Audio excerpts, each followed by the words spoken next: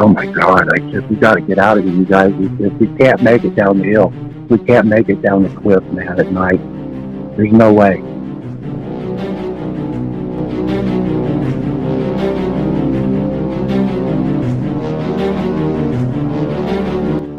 I hear this giant twig crack, like about a 4-inch diameter piece of wood snap.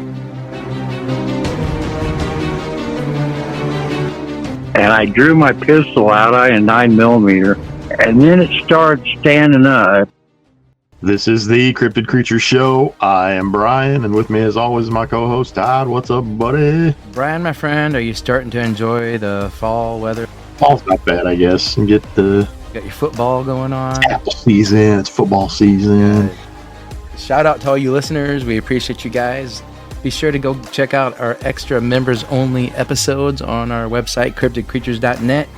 You can get extra episodes. You can get cool merchandise, discounts on merchandise. You can submit your story. You can shoot us an email and say hello. So be sure to check that out, cryptidcreatures.net. Thank you guys again for being here. Brian, tonight we are bringing on Scott. And Scott had a Bigfoot encounter in Wyoming. All right. Go Wyoming. I don't think we've had Wyoming yet. I don't think so. That's one we can add to our account, to our map. So we're going to bring him on and see how his Bigfoot encounter went down. Are you ready? Yeah, I'm ready. Let's get him. You're listening to the Cryptid Creature Show. If you're a fan of the show, go and check out our new Patreon site. You'll get access to our private Discord server, exclusive merchandise, access to all live streams and Q&As, discounts on merch from the Cryptid Creature store, and get a chance to be a guest host during one of the show's recordings. Just go to www.patreon.com/cryptidcreatures1. Thank you for listening and supporting the show. Scott, we want to thank you for being here tonight. We appreciate you talking to us. Thank you. Thanks for having me on. We know you had an encounter. How old were you when this happened? I was like 25 years old, and I'm 70 now. Are you really? Okay. What state did this happen in? Well, I hate to say anything. I mean, I'm so leery of trophy hunters. You know what I mean? That's fine. You can name the state. I won't get any more detail than that. And if you don't want to name the state, that's fine too. Well, it was in Wyoming. Okay, gotcha. Nice. We like to record where the encounters happen state by state is the only reason I ask. So I respect you wanting to keep the location private. So I didn't really think there was any in Wyoming back then. I mean, I'd heard about it out in Washington and Oregon and that, but I didn't really, I'd never heard of anybody being out in the Rockies seeing them, Right. So why don't you tell us what you guys were doing, what happened, and how the encounter took place? There was 10 of us, and we decided to go camping, and there was 4 guys and women and kids. And so we decided to go camping for the weekend, and we started going up to this one mountain we wanted to explore, and we got up there, and there was a nice stream. We went up, and we was looking for a place to camp, but then we got up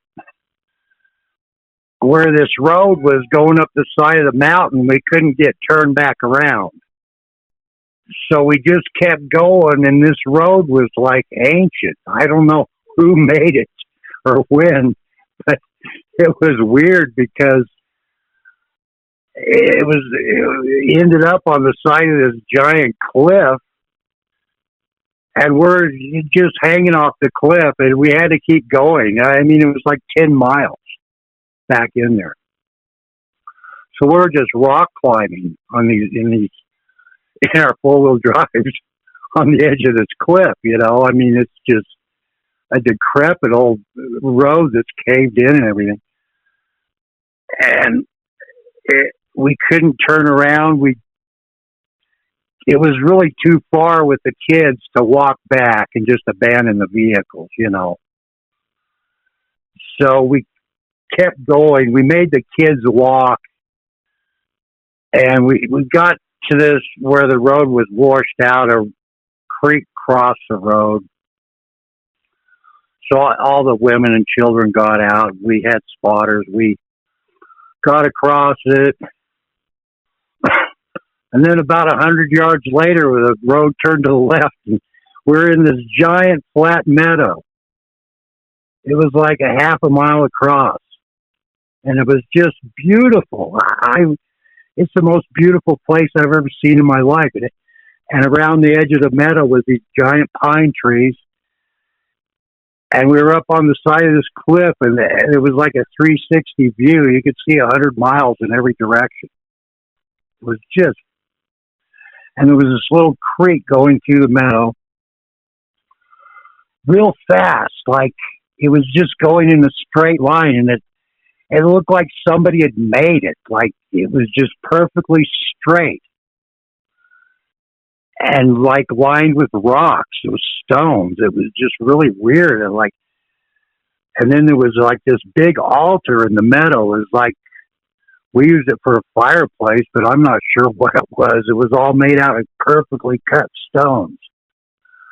And I could tell nobody had been there a long time. And I thought maybe some gold miners had done it, back in the 1800s, and maybe built the road. But I think it was probably an ancient road, or Indians had done it centuries ago.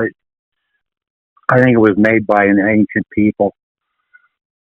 And so we gathered all this wood, and I noticed the whole meadow was nothing but tall sweetgrass. And I thought, man, there's funny that this type of grass, there's no deer or elk up here, Nothing's been eating this grass at all. It was just one big carpet of no flowers, nothing, just grass. And it was that real tender grass that deer just love to munch it down. And whenever you see it, it's usually munched down, because it grows and usually interspersed with other grasses. But prairie chickens eat it. They feed it to their kids. That's how they raise their kids, is on sweetgrass. It's just a real tender grass. You can even eat it yourself.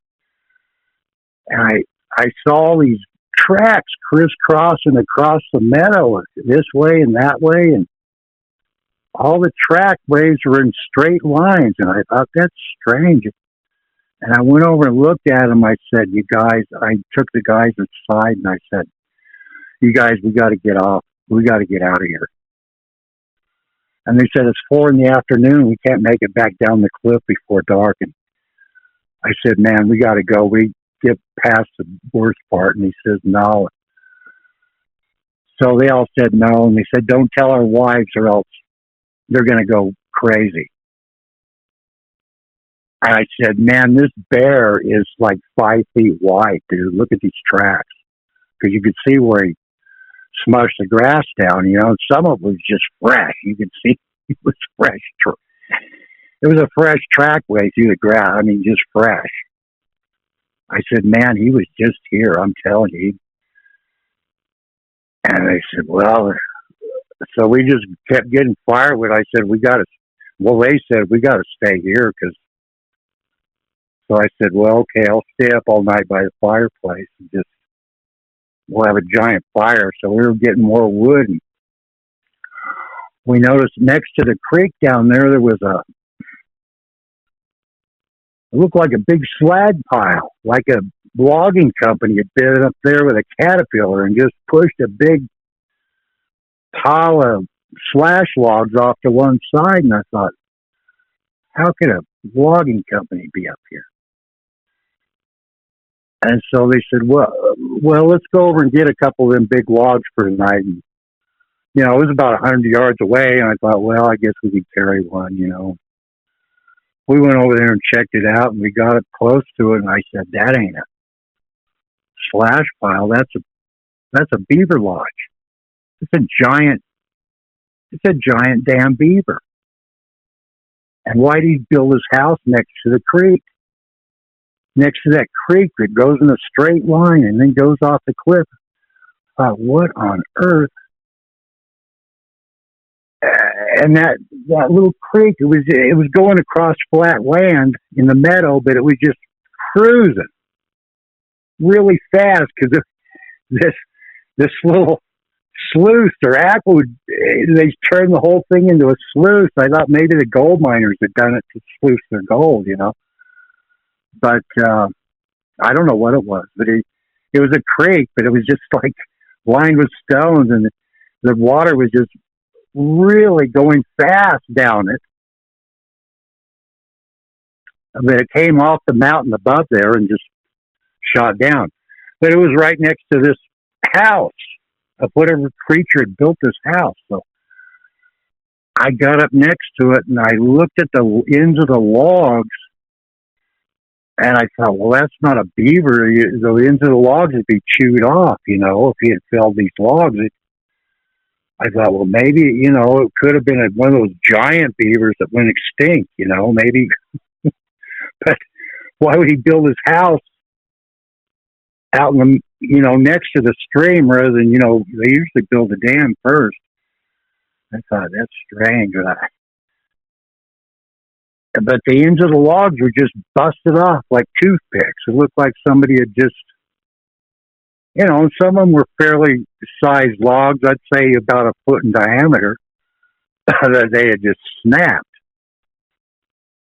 to build this house. And it looked like a geodesic dome. It was all just random angles. There was no repetition of angles like we would build a geodesic dome. It was just all random logs supporting each other and at different angles. It was, and pine boughs stuffed in here and there, and not really any mud. There wasn't any mud on it. It was just, and then so we went inside, and it was pretty nice. It was like a 13-foot diameter, round, and the floor was covered with freshly dried blackberry leaves. A carpet of them, about a foot thick. And over on one side of the room was a rolled up deer hide. And it looked like it had stuff inside of it. And my friend said, "Hey, somebody's stuff." He says, "I'm going to look in that rolled up satchel deer hide there and see what's in it." I said, "Don't touch that thing, man. We got to get out of here." But I looked at the ceiling, and the ceiling was all pretty rainproof and everything, except he left 2 holes in the ceiling, like skylights.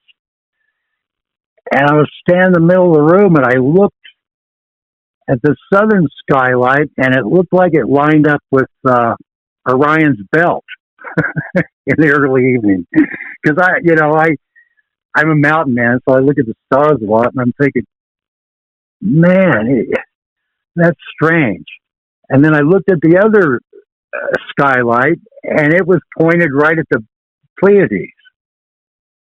Like it would just outline them. If you were looking in the early evening, it would just, I'm thinking, well, maybe he did it for the light, from the stars or something, He made a skylight for the stars. I thought, that's strange. I thought, whoever built this thing is, it's probably some gold miner that lost his mind. He was up here too long and just trying to find the muzzle load, and he just, he went off his rocker. And he went wild. And he's got a bear for a friend, like a cave bear, a giant brown bear for a friend. He's like Grizzly Adams. That's gone off his rocker, I'm like, oh my God. I said, we got to get out of here, you guys. He said, we can't make it down the hill. We can't make it down the cliff, man, at night. There's no way. So they said, just don't tell our old ladies. I said, okay. So we had about 10 cases of beer with us. And they started drinking, and I was still gathering wood. I said, man, I'm going to get as much wood as I can get. I said, just make me a cup of coffee. I'm staying up all night. And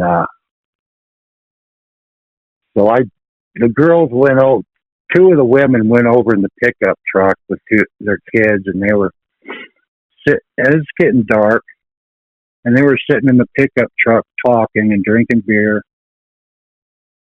And I walked up and I said, "Hey, could you shine your lights up the road?" Because they was parked. We parked right in the middle of the road because obviously nobody was going to ever come by. And it was right next to the fireplace anyway. So she turns her lights on, and so I walk up the road and I'm clearing the tree limbs off the road because I want to explore the road in the morning to see if there's another way out of there. So I'm clearing the limbs off the road. I've got an armful of pine limbs, and I hear this giant twig crack, like about a 4-inch diameter piece of wood snap, and it's right behind this bush.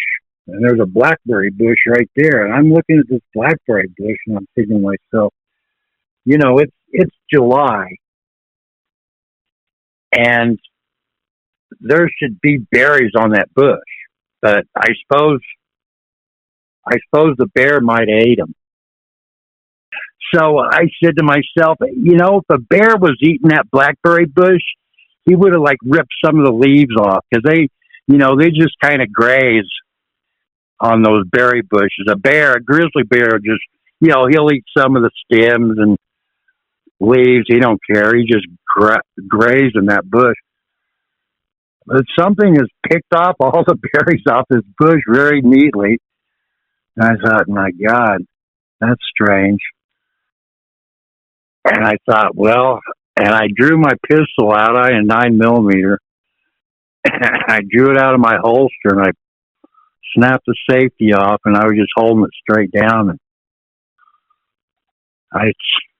I saw his back. I could kind of see his back sticking up above the rim of the bush. The bush was about 4 foot tall, and I could see there was something crouched back there. I thought, there's a big old giant elk, and he's old. He's kind of turning gray, but he's got such dark. All I could see was black and gray hair. But it was kind of like fur. It wasn't real long. It was too long to be an elk, really. But I thought, maybe, I don't know, it must be an elk. What else? And then it started standing up. It poked its head up above the bush. All I could see was a head. And I thought, okay, just freeze because you better not move. Just freeze. And then he slowly stood up, and as he's standing up, I'm looking up, and I'm looking up and up and up, and I said to myself, that's the biggest black bear I've ever seen. And then I was trying to think, what in the hell is that? I mean, it's not a grizz. It's not I don't know if it's a bear. I don't know what it is, but if he wanted me, he could have already had me, because he could have just reached out. Because I was only just on the other side of the bush from him. And I looked up at his head, and he was about 9 feet tall. I mean, I could tell he's 9 feet. And the hair was draped over his face. He had these long, curly locks on the top of his head. And he shook his hair to one side and just looked down at me. And I said, he seems friendly, what the heck? So I just started scanning down his body, and I was still just frozen. I can't really explain it. At that point, I felt like he was friendly.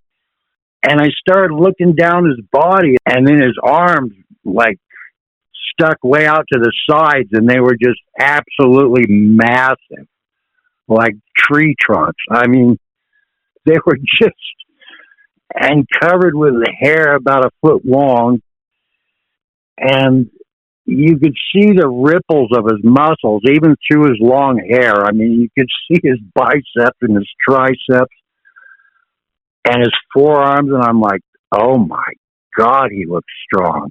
Holy shit. Well, I mean, I couldn't believe. he would make Arnold Schwarzenegger look like a twig, you know. I'm like, oh my God. And I'm thinking, this thing, he's got to be eating several deer a day, or at least one large elk, you know. I mean, and then I looked down at the legs, and I could see the top of the legs. I couldn't see the feet or the, you know, I could look over the bush. I could see the top of the legs, and they looked like just two giant trees, tree trunks. And they had like short hair on them. They had like fine, like a beaver hide or something. They were just nice fur, you know, on the legs. Almost looked like he had pants on or something. It was just, but just big, giant, straight legs. And I thought, my God. And I mean, from his hips went out huge, you know. He had like this huge belly roll, but then his legs just kind of went straight down from there. He had these huge legs, huge fat legs. And I'm like, oh my God. And I was going to say hi, and I looked back up at his face, and all the girls in the truck saw him and started screaming, the most blood-curdling scream you have ever heard. And the thing freaked out and started running, and I freaked out, and I started running. I ran back to the truck, but I made it back to the truck in like 2 strides. I don't know how far I was from the truck. It must have been only about 30 feet or something. And the kids were crying, and the girls, and they said, "Get away from our truck. He might follow you over here." So I ran over by the fire, and the guys were coming over to get the 30-06. You know, one guy had a 30-06 and it's behind his seat where the girls were. And so we watched him, and he kept running up the road. He stayed right on the road. We could see him in the headlights, and then the road started zigzagging up the mountain. So we had a big spotlight, and so we shined it up there. We were watching him run up the mountain. We could see him, and we had binoculars, and we watched him go clear the top of the mountain. And then just as he got to the top of the mountain, the full moon came up right behind him. It was the most incredible sight I've ever seen. And he held his arms out, and I'm like, oh my gosh, what the heck? And then I could see him, he was doing something on the very top of the mountain, like it was a flat area up there or something, and he kept walking back and forth. And then it looked like he was doing something, and after a while we lost interest, and I started trying to signal him with the spotlight, but the guy said, "No, don't signal him. He might come back, you know." I said, "Yeah, that's what I'm thinking. He might come back." So, well, I wanted him to come back. The little girl, the 10-year-old girl, was extremely traumatized. We all slept in the cars that night, except I slept out by the fire with a rifle and just kept the fire going. And everybody just stayed on all the cars. And then when it started getting light, they woke me up. I dozed off, and fire was still going, but we doused it. I said, "I want to make some coffee." They're like, "Well, the fire's almost out, so we'll just douse it. We got to go." You know. So I'm like, okay. So before we left, I looked around for tracks, and everything was either rocks or grass, and you couldn't really see any of its tracks. But I mean, we could hear him run and clear up that mountain. It was going thud, thud, thud, thud. And when I looked at him, I thought, man, at first I thought maybe he weighs a ton, because he was, like 6 feet wide. He was 9 feet tall, but he was about 6 feet wide. I just can't imagine being that strong and snapping those logs to build a house instead of using a chainsaw. Oh my goodness. I can't imagine how strong he is. I mean, he looks strong. But you could just imagine, if we remain peaceful with these creatures, of course, don't shoot them and try to get a trophy or a specimen. There's no telling what they could tell us. I mean, they've been living apart from us for 400,000 years. And they've been able to survive, and they may know things we have no concept of. And they don't use fire, obviously. I imagine, I mean, as I've been thinking about it, I'm like, how does that guy kill deer? I'm thinking, well, they kind of build traps with logs, where the deer run along and they kind of get trapped, and then they can throw stones at them, because I know Sasquatch throw rocks. So they could probably kill them with big rocks, because, I mean, if you throw a giant rock at a deer, you could hit it probably anywhere and kill it, You wouldn't need to be that accurate. And I mean, this guy looked like he could throw a car through the air. I mean, easily. He was just humongous. And I always wanted to go back up there. And my friend, he said, I want to come up here and build a cabin. I want to buy this spot from the National Forest somehow and get a Willie's Jeep and live up here, And I'm like, well, I don't know, man. That road is something else. But we never made it back up there. But that little girl, she was traumatized for years and years. She couldn't sleep in her bed. She had to sleep with her parents. That is an amazing encounter, Scott, I got to say. And I don't blame the little girl for being traumatized. But, I mean, it wasn't until the next day we got back to town and we were talking, and one guy says, I think that was a Bigfoot. I'm like, yeah, maybe that's what it was, because we didn't know what it was. But we had, back in the 70s, you barely didn't hear much about Bigfoot,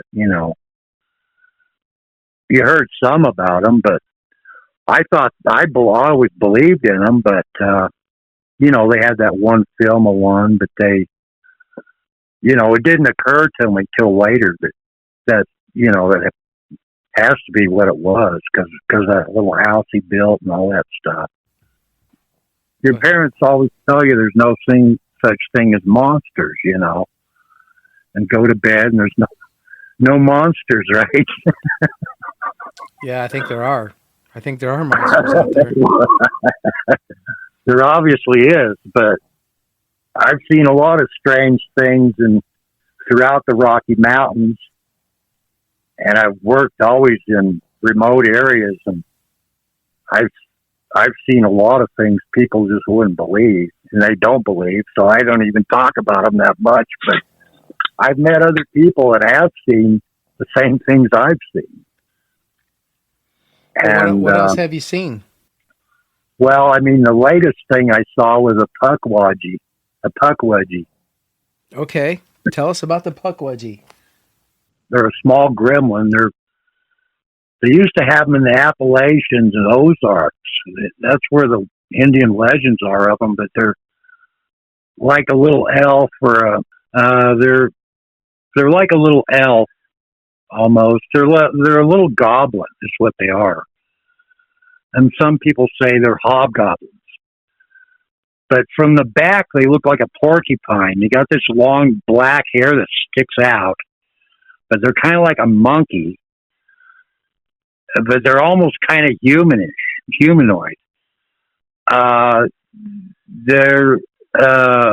They run on all fours really fast. They come out at night and they'll come near the campfire and they'll start whistling like a bird to try to get you curious. So they go out because you want to see what kind of bird it is. And then they'll start moving through the forest and drawing you out, and then they'll start talking this gibberish. They'll jump up in the trees and start talking gibberish like, like,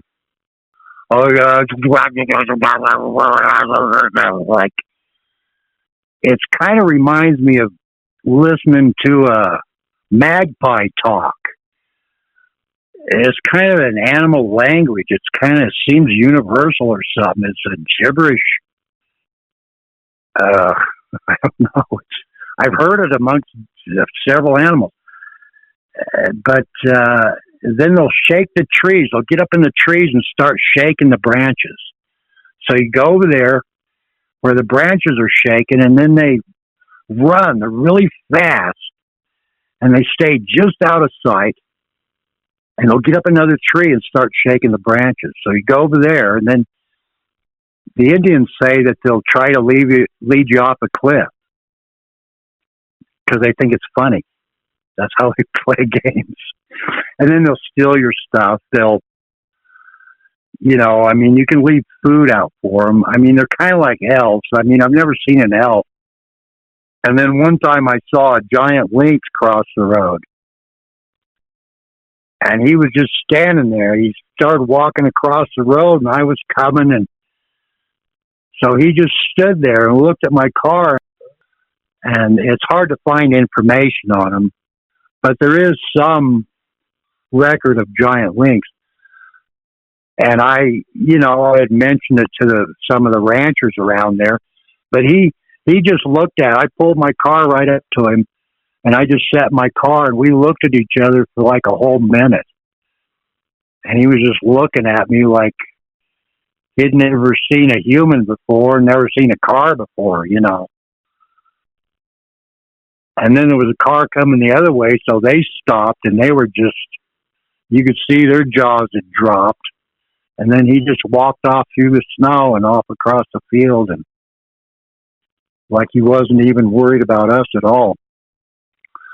And so later I was talking to this rancher, and I said, "Man, have you ever seen any giant lynx around here?" He said, "Yeah, I shot one. It was killing my cattle." And he's got it on his wall.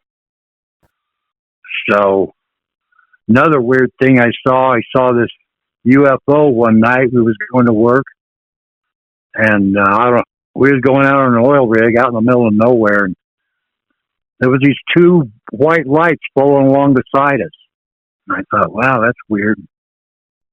I said, that must be that radar tower out there. And they said, no, that's not the radar tower. So I stopped, and I said, man, what is that? There was these two big white lights. And I stopped and shut my lights off on the truck, and this thing shut its lights off. And then it changed direction. It was following along beside us, and then it changed direction and started coming towards us. But I could see it. It was covered with red lights on the bottom of it. And as it came over us, it was maybe about 200 feet above the truck. And all five of us saw it. It was five of us in my Dodge Ram Charger.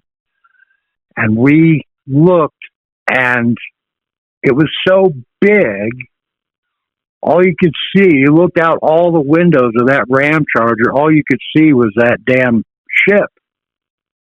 And it was probably 200 feet above us. It was like bigger than a football stadium.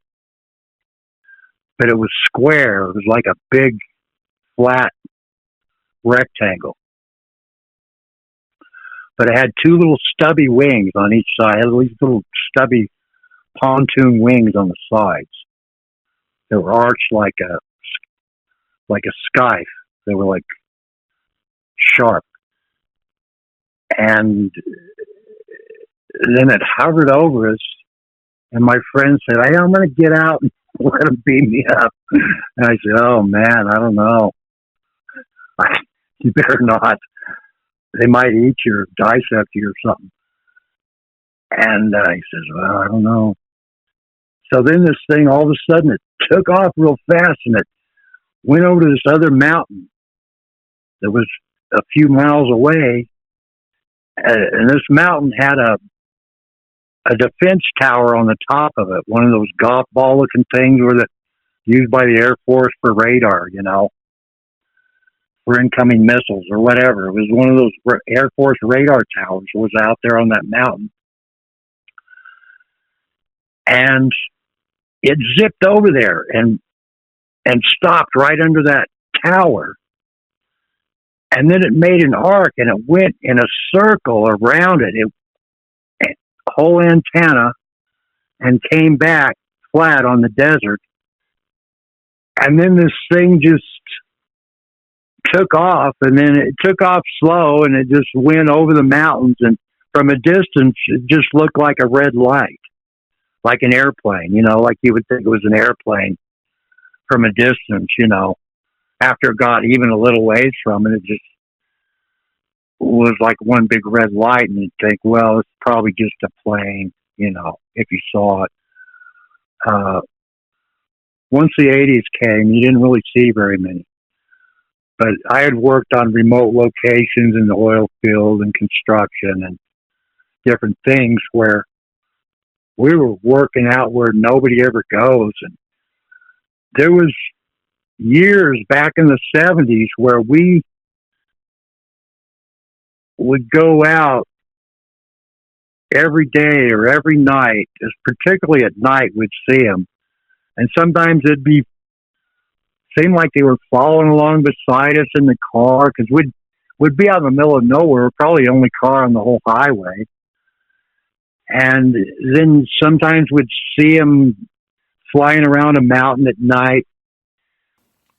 Well, that's a lot of the things I've seen, and that Sasquatch was probably the best. And I just really, thinking back on it, I just hope everybody is peaceful with them and treats them like humans, because someday we're going to meet with them, and hopefully we're going to be friends. Yeah, I would love for that. Hopefully, to happen. I mean, that would be the ultimate In our lifetime, for sure. Yeah. Hey, well, thanks so much, you guys. This has been fun. Yeah, Scott, thanks for being on with us, and Yeah, thanks for being here. telling us the encounters and your UFO sightings and all that too. Okay, thank you. And I'll talk to you again sometime. All right, Scott. You Yes, take God, care, we man. appreciate it. Bye. You're listening to the Cryptid Creature Show with Todd and Brian. We're glad you're here, and we hope you're enjoying the show. Don't forget to visit our website at www.cryptidcreatures.net. By becoming a member, you'll get access to exclusive videos, members-only episodes, early, unedited, ad-free releases, and even a shout-out on an episode. Join us at www.cryptidcreatures.net, and thank you for supporting the show. It's cool having Scott on. That Wyoming Bigfoot encounter. Like I said, I'm glad we kind of got a new state under our belt. Yeah, me too. Can't imagine how terrified the girls in that camping party were when they saw him staring or looking at that Bigfoot. Yeah, no kidding. But yeah, it was cool having him on. Bigfoot encounters are always cool. We love him too. But man, we're getting hit with Dogman. Dogman's coming out of the woodworks. I know. Yeah, it's starting to really concern me. I just don't understand this, but who knows? All right, my friend, another great episode and great hanging out with you. Always fun, man. Always learning. All right, brother. You ready to take off? Yep. See ya.